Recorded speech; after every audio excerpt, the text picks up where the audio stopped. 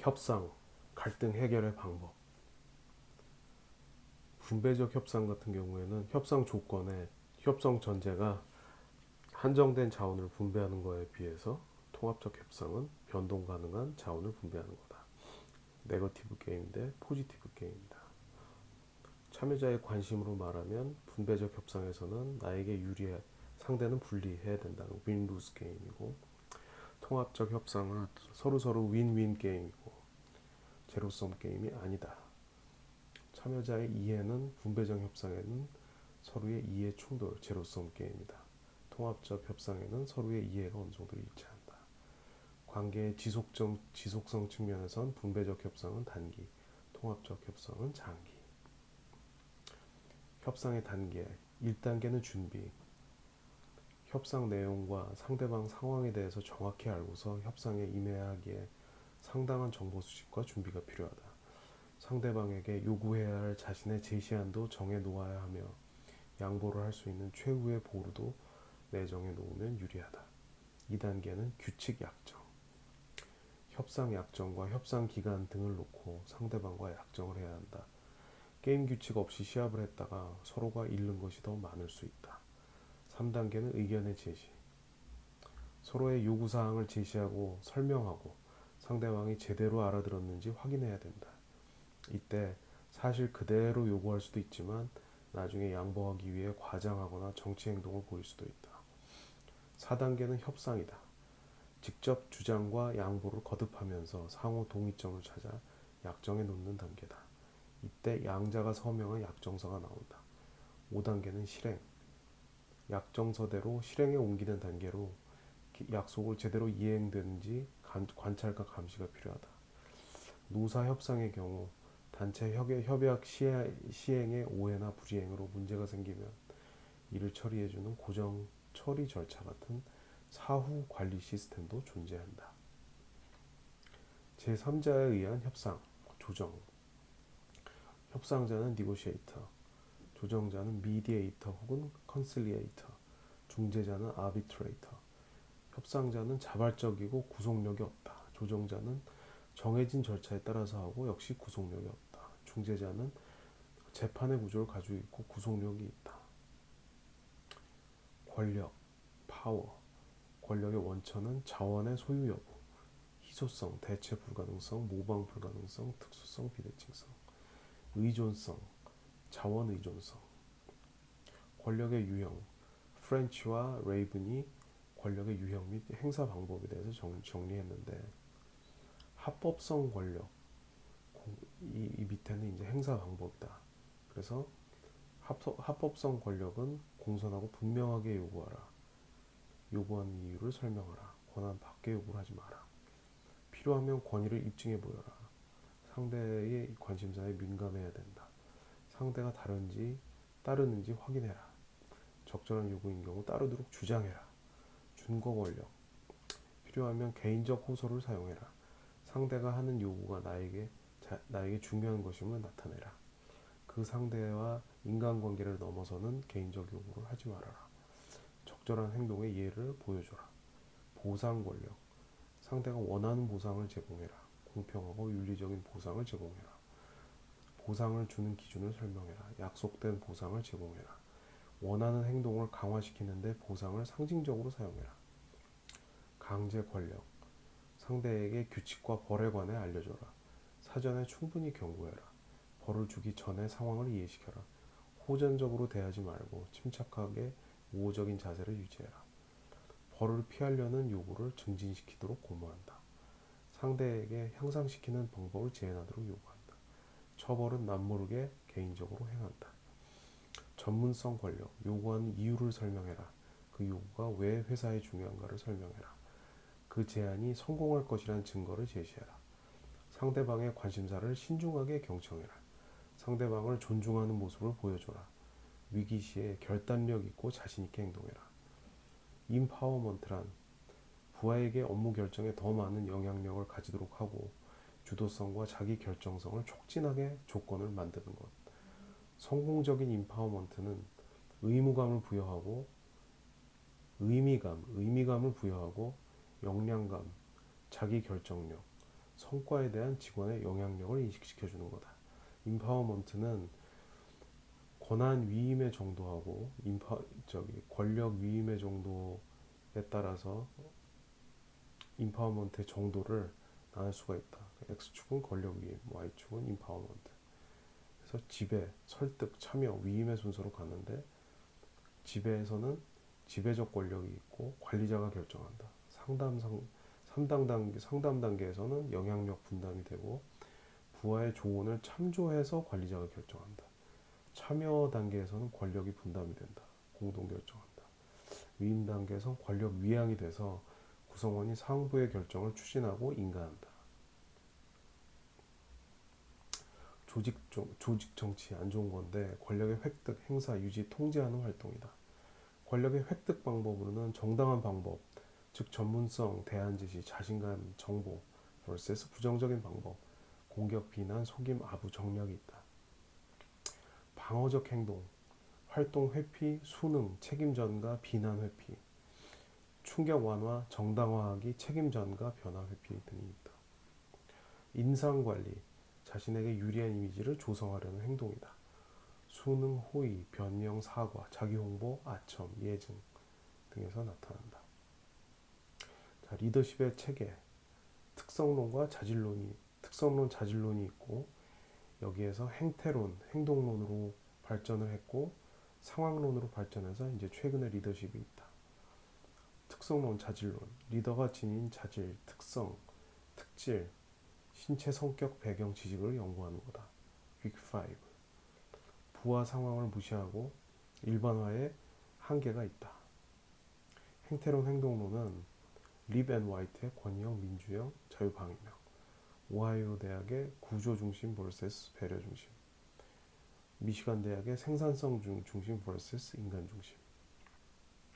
이 경우에는 X축 생산성, Y축 인간 관심으로 보면 둘 다 높으면 단합형, 둘 다 낮으면 빈약형. 생산성에 대해서만 관심이 많으면 과업형, 인간관계에 대해서만 관심이 많으면 친목형, 컨트리 클럽. 이거를 중간 정도로 유지하는 건 중도형이다. 블레이크와 무톤의 관리망 이론이 있다. 행태론, 행동론 마지막인데 관리망은 관리 격차. 조직 개발에서 활용하고 장기간 조직 개발에 적합하다. 요게 블레이크 앤 무톤의 그림이다. 리더 형태를 요 행태론 같은 경우에 리더 행태를 인간 중심과 과업 중심의 두 가지 구분 상황으로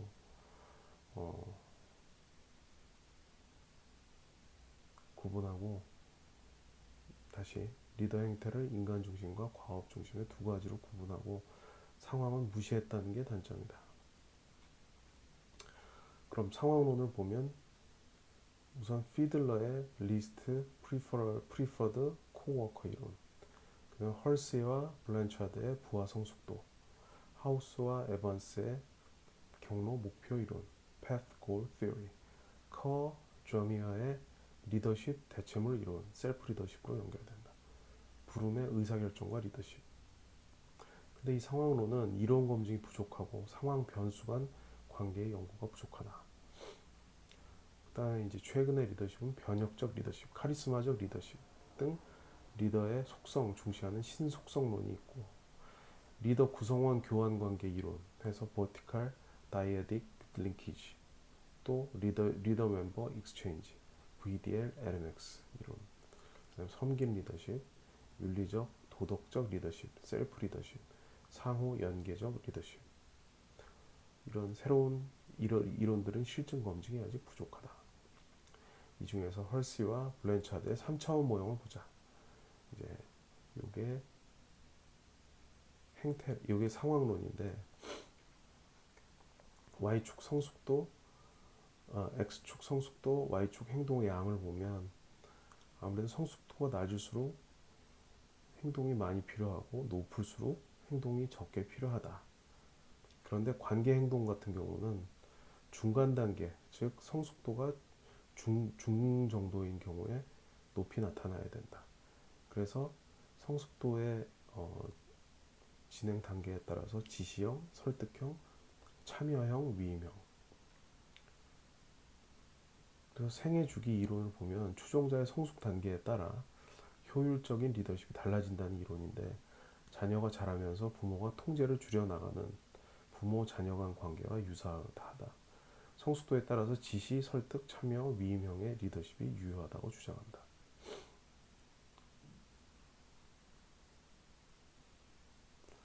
성숙도가 중간 정도일 때 관계지향의 리더십이 유효하다. 그 다음에 피들러, 상황이론, 피들러의 상황 변수, LPC. 이거는 직위 권력, 부하와의 관계, 과업 구조 세 가지 요소를 가지고 LPC를 이제 따지고 보면 관계가 좋을수록, 관계가 좋거나 나쁠수록, 그 다음에 구조화가 구조화가 구조적이거나 비구조적, 음, 어떡하냐. 리더 부하 관계가 좋고 과업 구조가 구조화되어 있고 직위 권력이 많으면 LPC가 높고 매우 유리한 상황인데 과업 지향 리더십이 유효하다. 근데 이거의 완전히 반대편도, 즉 리더 부하 관계 나쁘고 비구조화되어 있고 직위 권력이 적은 경우에 매우 불리하고 LPC가 낮은 경우에도 과업 지향 리더십이 유효하다. 반면에 리더 부하 관계 중간 정도고 과업이 비구조화되거나 구조화되거나 직위 권력이 적거나 많거나 중간 정도, LPC가 중간 정도인 경우에는 관계지향 리더십이 유효하다. 그 다음에 하우스 에반스의 경로 목표 모형, 패스 골 티어리. 약간 기대 이론을 발전시킨 건데, 리더의 행동을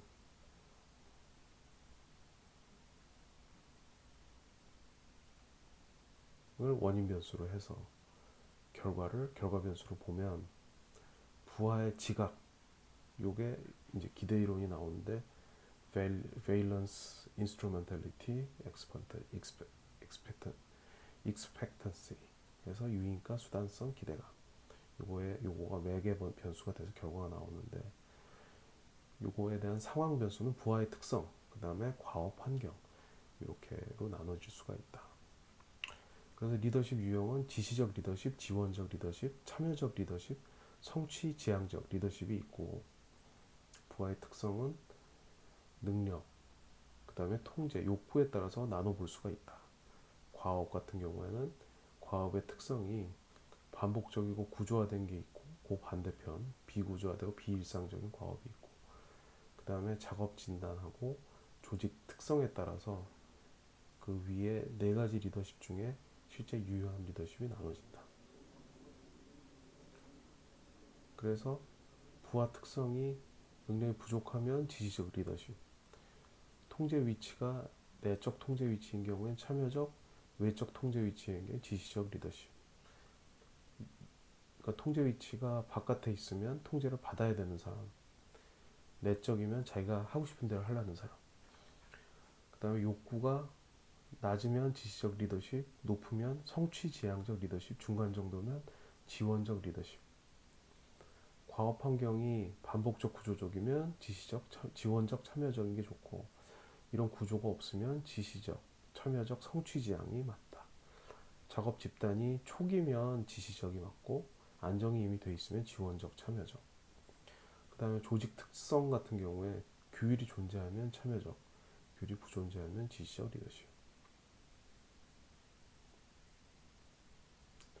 그래서 지시적 리더십이 효과적인 상황은 직무가 구조화되어 있고 비구조화되어 있고 과업 모호성으로 인해서 부하의 긴장과 좌절이 조성될 때, 또 부하가 정보와 기술에 있어서 상사에 의존할 때, 부하의 능력이 낮을 때, 외적 통제 성향이 있을 때, 상사가 강력한 직위 권한을 가지고 있을 때. 반면에 지원적 리더십이 효과적인 상황은 과업이 극히 구조화되어 있고 부하가 높은 수준의 사회적 욕구가 있고 과업 특성상 집단 구성원 간의 상호작용이 많이 필요할 때. 그 다음에 리더십 유형과 대체물 및 중화물. 중화물은 목표, 직거래권.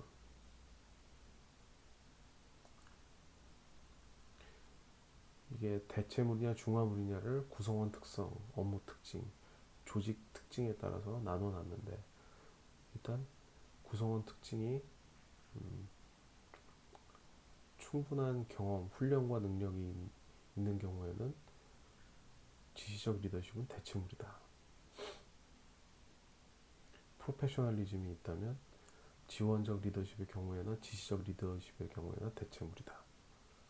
그 다음에 목표에 가치가 결여되어 있는 경우에는 두 경우 다 중화물이다.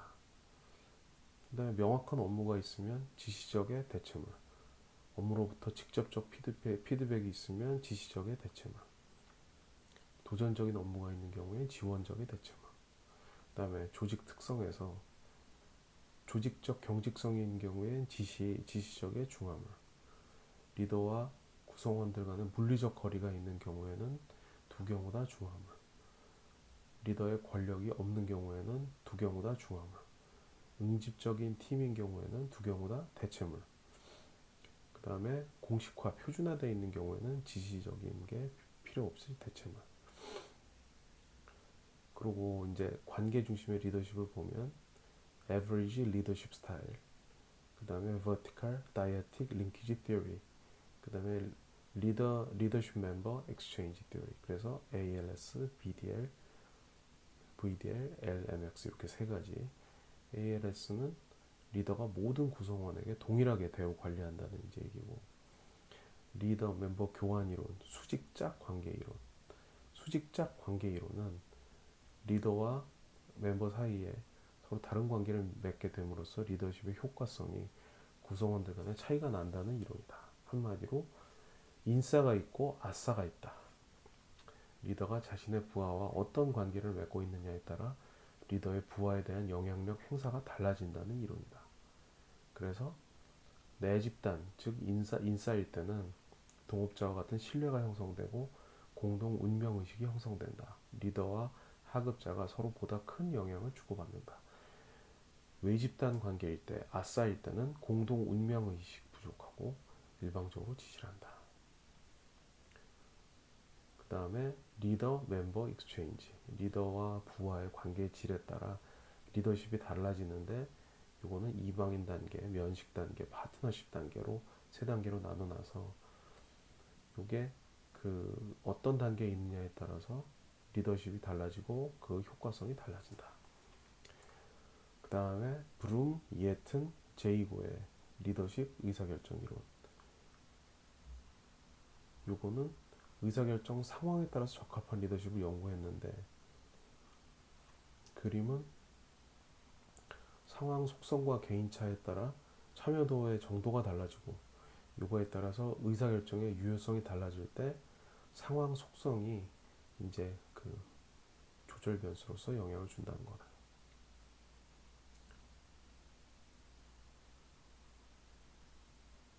그래서 상황 속성이 7가지, 부하 참여도의 정도가 5가지.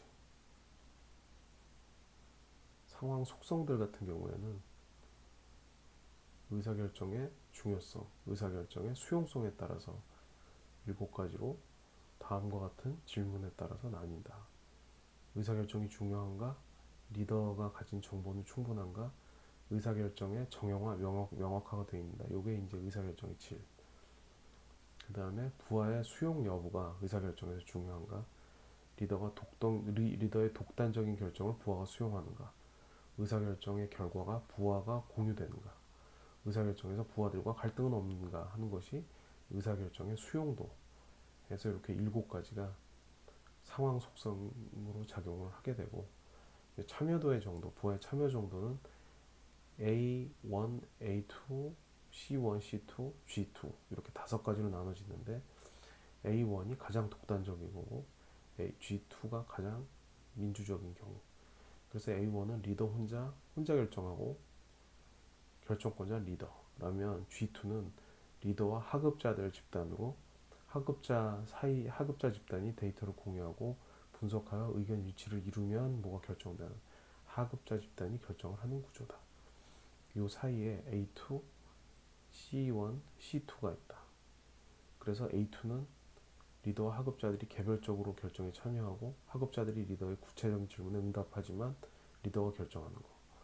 C1은 하급자 리더가 개별적으로 참여하는데 하급자들이 리더와 1대1로 데이터를 분석하고 대안을 추천한다.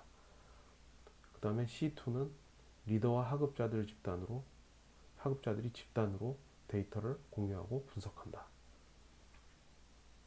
결론은 의사결정의 방식을 5가지로 정의하고 7가지 상황 변수를 제시하다 보니까 2의 7승에서 128개의 경우의 수가 이제 나오는데 이 모형은 128가지 경우에서 효과적인 의사결정 방식 A1에서 G2까지를 설명하고 처방을 한다.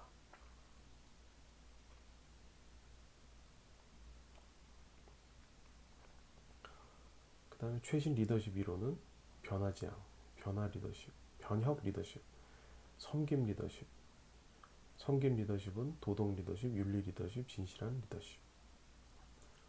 지식 정보 사회가 되면서 탭스코트, 상호 연계적 리더십, 상호 연계적 지능, 인터네트워크 인텔리전스, 집단 지성 같은 내용들이 나온다. 베이스는 변혁적 리더십의 특징으로 거래적 리더십과 비교하여 정리를 했는데 변혁적 리더십은 변화관이 변화지향적이고 개방체제적이고 거래적은 물론 안정지향적이고 또 초점 면에서는 최고 관리층에 있고 거래적에서 하급 관리자에 있다. 변혁적 리더십은 관리 전략이 영감과 비전 제시에 의한 동기 유발이라면 거래적인 경우엔 리더와 부하 간의 교환 관계나 통제. 변혁적은 이념은 적응지향, 거래적은 능률지향. 변혁적은 탈관료적 유기적 조직구조, 거래적은 기계적 관료제. 그래서 지도 유형을 보면 변혁적은 카리스마, 그 다음에 지적 자극, 영감적 리더십, 개인적 배려가 있다면 거래적은 명령과 배려다. 콩고와 카눈고의 카리스마 리더십, 뛰어난 비전, 개인적 위험의 감소, 관습에 얽매이지 않는 전략의 구사, 상황에 대한 정확한 평가, 부하들에 대한 계호, 자신감의 전달, 조직적 권력이 아닌 개인적 권력의 활용. 지식 정보 사회에서의 리더십은 탭스콧의 상호 연계적 리더십, 인터네트워크 인텔리전스의 리더십이다. 상호 연계적 리더십은 정보의 사회처럼 예측 불가능한 시대의 리더십은 특정 상관이 아닌 여러 가지 원천을 기반으로 하고 있기 때문에 상호 연계적 리더십이 필요하다. 공유된 비전과 학습 의지, 각자가 복잡한 정보 사회에 대한 이해를 바탕으로 한 명백하고 공유된 비전을 가져야 하고 이를 위해 조직 구성원 전체가 끊임없는 학습 의지를 지녀야 한다. 개인 역량의 결합. 조직은 상호 연계적 리더십 발휘를 통해서 다양한 개인들의 역량이 효과적으로 결합되어야만 창조적 사고가 충만해지고 바람직한 조직 문화가 형성될 수 있다. 최고 관리자의 지원과 관심. 최고 관리자의 변화에 대한 의지 및 변화를 위한 제스처가 미치는 영향력은 즉각적이고 강력하며 또한 급격한 변화에 따른 전환 및 적응의 추진력을 제공한다. 구성원 모두가 리더, 셀프 리더십인데 구성원 누구나 리더로서 기능을 수행해야 하는 네트워크화된 지능의 시대에 적절하게 효과적으로 기술을 사용하는 것은 조직 구성원들의 창의력을 자극하고 자신과 조직에 대한 문제의식을 갖게 하는 등 획기적 변혁의 원동력이 된다.